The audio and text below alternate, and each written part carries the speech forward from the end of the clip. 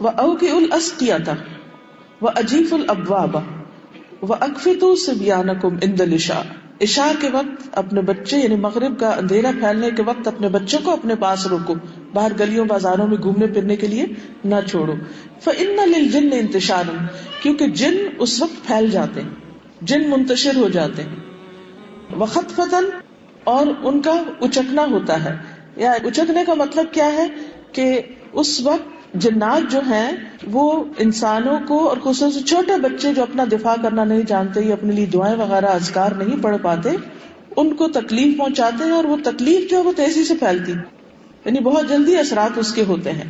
خطبہ کا مطلب ہوتا ہے اچانک کسی سے کوئی چیز جھپٹ لینا.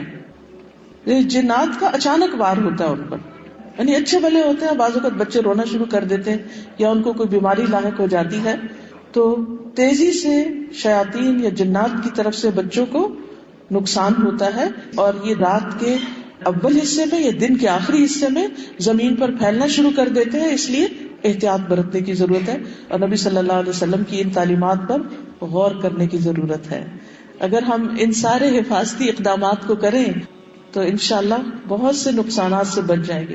بعض اوقات ہم کہتے ہیں بچے بات نہیں سنتے، بچے پڑھتے نہیں، اچھے بھلے پڑھتے تھے، اچانک ان کو پتہ نہیں کیا ہو گیا ہے. تو ہمیں یہ سمجھ نہیں آتی کہ اصل وجہ کیا ہے. بعض وجوہات نظر آتی ہیں اور بعض وجوہات خفیہ ہوتی ہیں، نظر نہیں آتی.